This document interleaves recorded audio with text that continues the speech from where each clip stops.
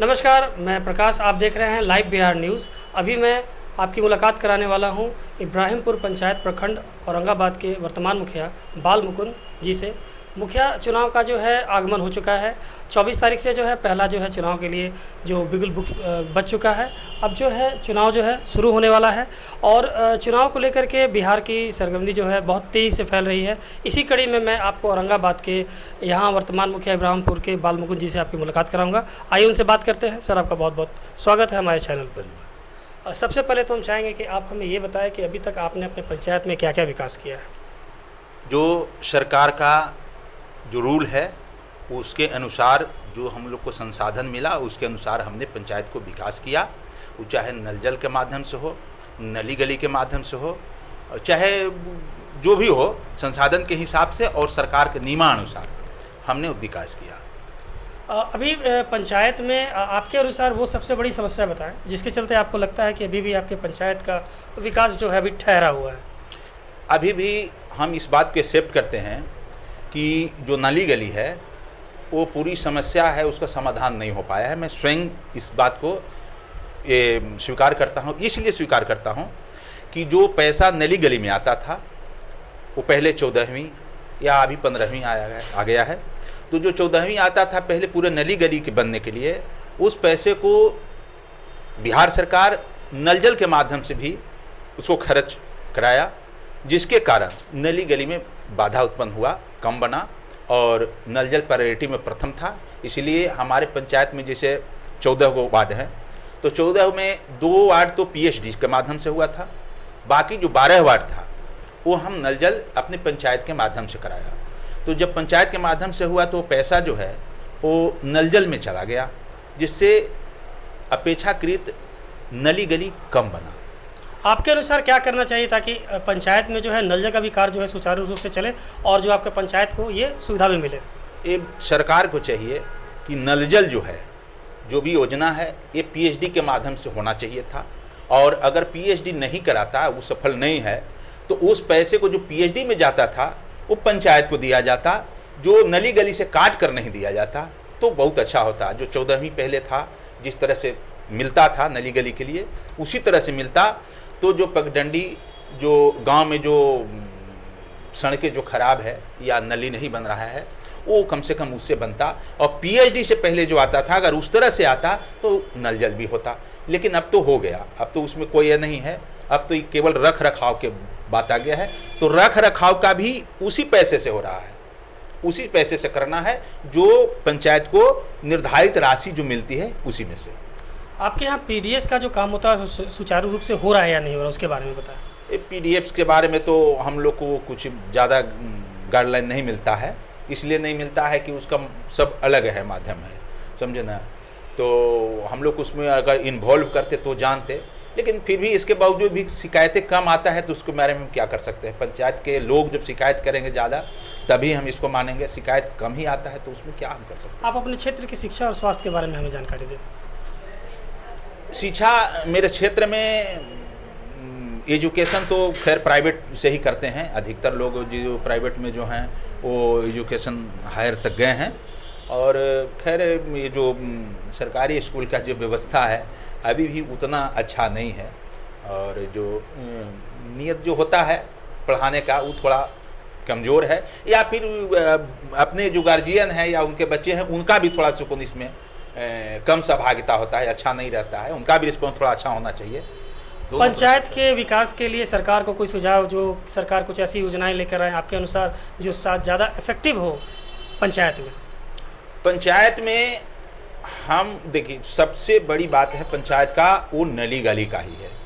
तो हम चाहेंगे कि पंचायत के नली गली के लिए ही कुछ ऐसा व्यवस्था बनाए कि जो सब जगह बन जाए।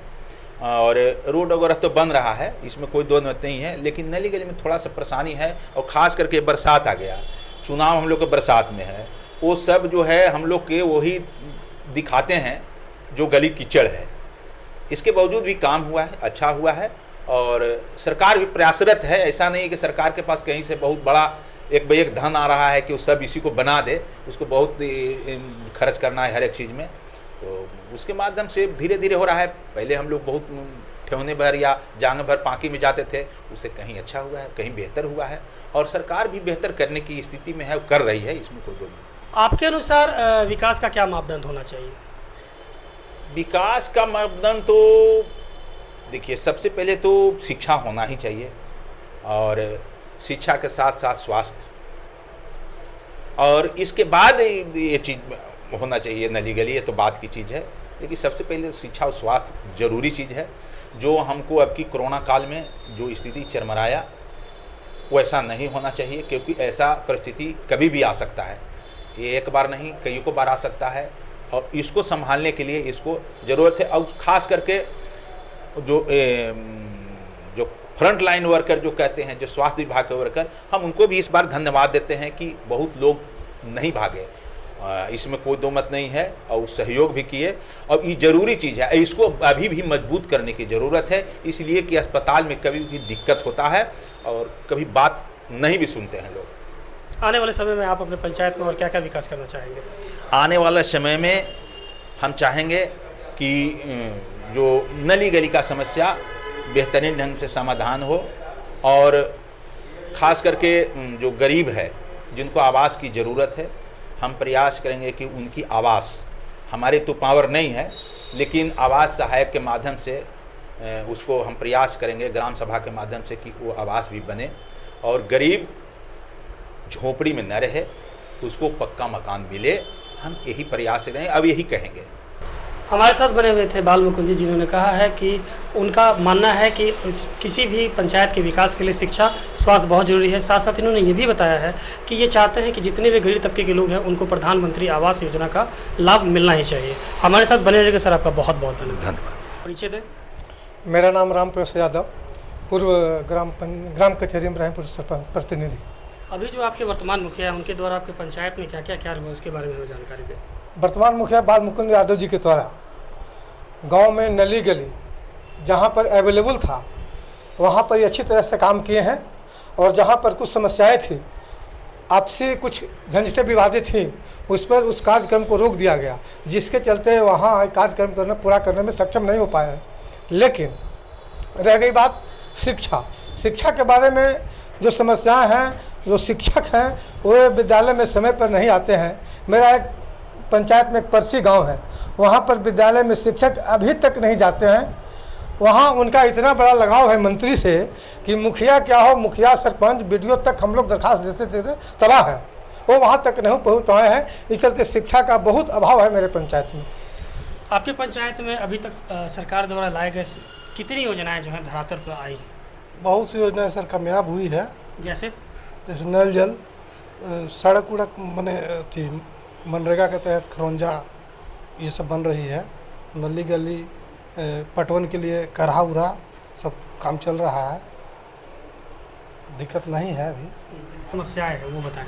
रोड के नरेगा वाला काम तो खूब होइले पिनी पगार पर, ब्रिज वाला भी काम भी खूब होइले पंचायत में, और कॉलोनी उल्ली भी तो बनिए गया है। प्रधानमंत्री आवास योजना का लाभ आपको मिला है? हाँ, हम लोग को तो मिला है। क्या कुछ आपके पंचायत में कोई किसी प्रकार का दिक्कत है जो आप बताना चाहते हो हमारे चैनल के माध्यम से? ना, अभी के तो माध्यम में कोई दिक्कत ना है। सहयोगी सुमित के साथ प्रकाश, लाइव बिहार न्यूज़, इब्राहिमपुर पंचायत, औरंगाबाद प्रखंड।